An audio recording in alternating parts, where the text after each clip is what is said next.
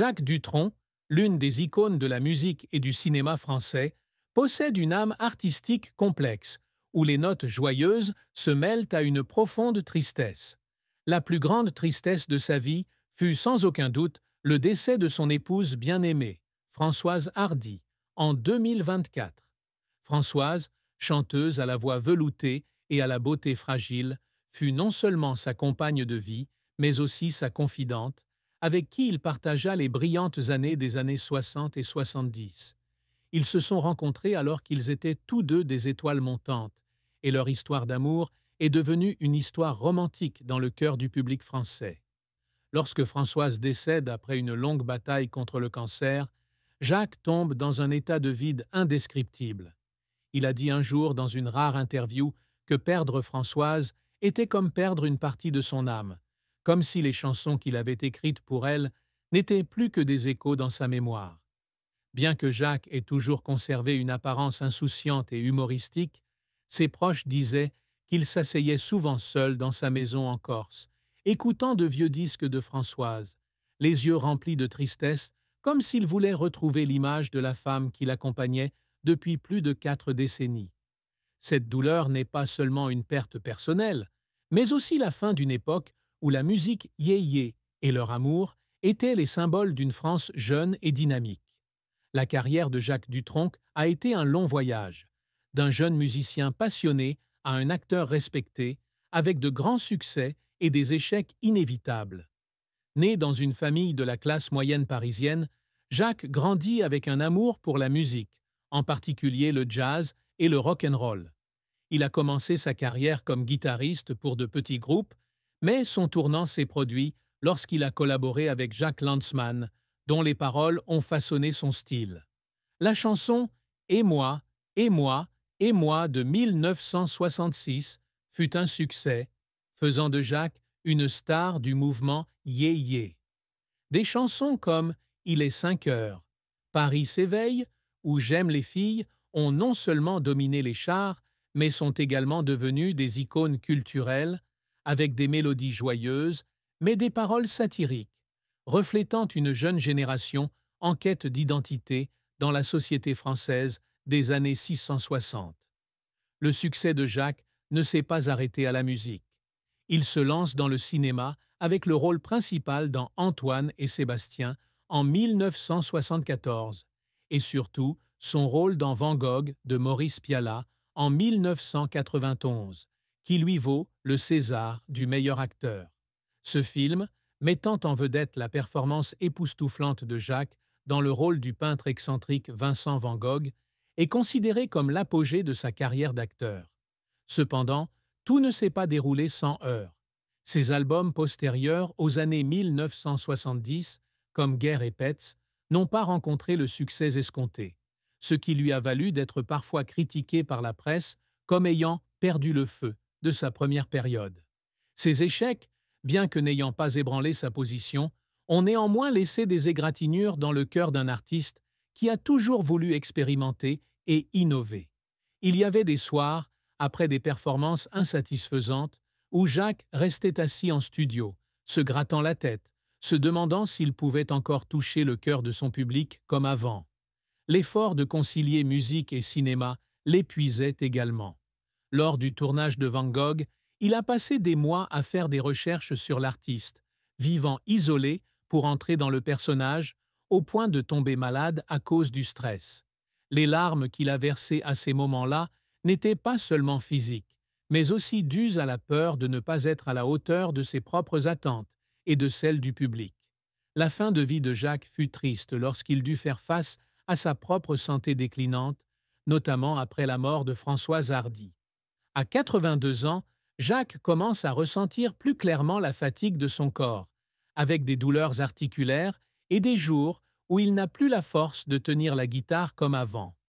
Malgré son air optimiste, il a un jour avoué à son fils, Thomas Dutronc, qu'il craignait de ne plus pouvoir se produire sur scène, ce qu'il considérait comme la vocation de sa vie. Un soir, après une représentation en province, Jacques s'assit seul sur la scène vide, regardant la salle vide, et ressentit un profond sentiment de solitude.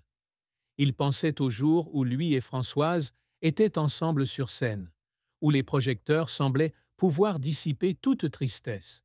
Ce moment, bien que non enregistré par la presse, fut un moment de silence dans sa vie, un rappel que le temps ne pardonne à personne, même à une star comme Jacques Dutronc.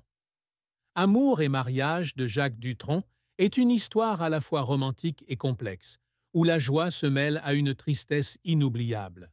Son histoire d'amour avec Françoise Hardy débute en 1967, alors qu'ils sont tous deux de jeunes stars de la scène musicale yéyé.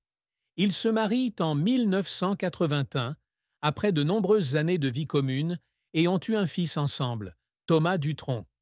Françoise, avec sa beauté gracieuse et son talent d'auteur-compositrice, fut l'inspiration de nombreuses chansons de Jacques, comme Le temps de l'amour. Cependant, leur mariage n'a pas toujours été facile. Jacques, avec sa nature libre et son style de vie insouciant, avait blessé Françoise avec des rumeurs de relations extra-conjugales. Bien qu'il ne l'ait jamais admis publiquement, Jacques aurait connu des périodes d'éloignement avec Françoise, notamment lorsqu'il a commencé une relation avec Sylvie Duval en 1997. Cette relation, bien que n'ayant pas abouti à un divorce, a créé une distance entre lui et Françoise, la faisant souffrir en silence.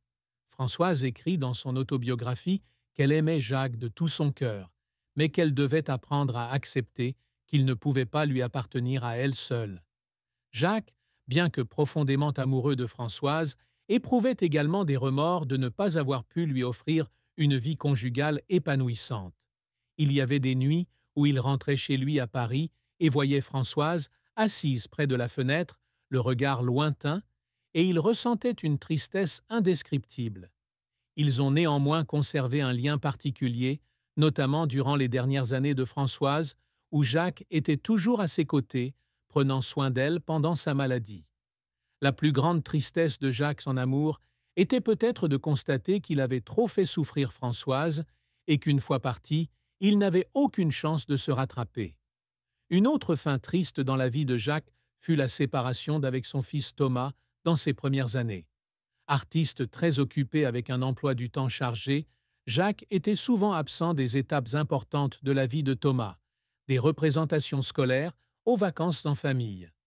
Thomas, bien qu'il aimait beaucoup son père, a un jour confié qu'il avait grandi en ressentant l'absence de Jacques, ce qui a laissé un vide entre les deux.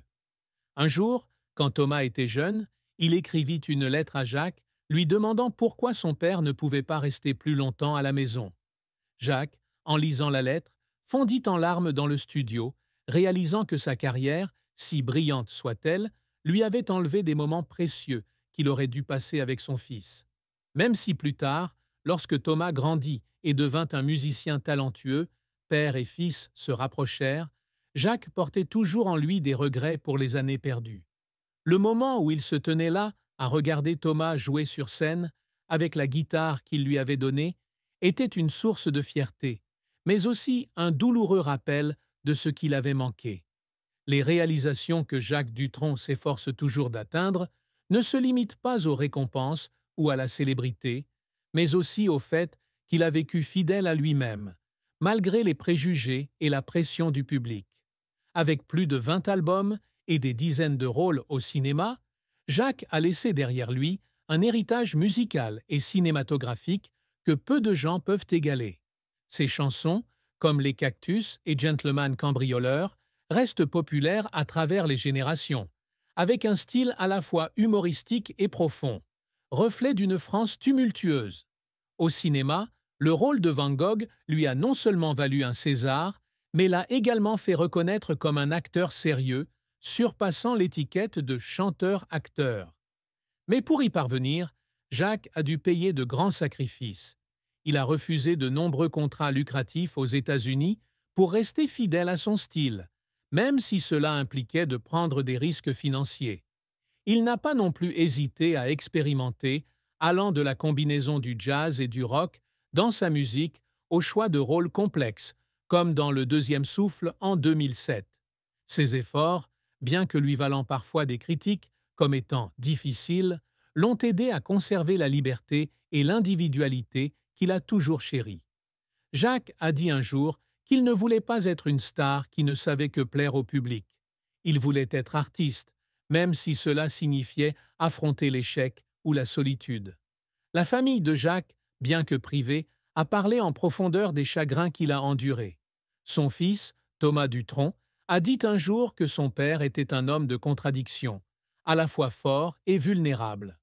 Thomas raconte qu'après la mort de Françoise, Jacques devint plus silencieux, souvent assis dans le jardin, regardant la mer, comme s'il cherchait quelque chose de perdu. Thomas sentait que la plus grande douleur de son père n'était pas seulement la perte de sa mère, mais aussi le sentiment de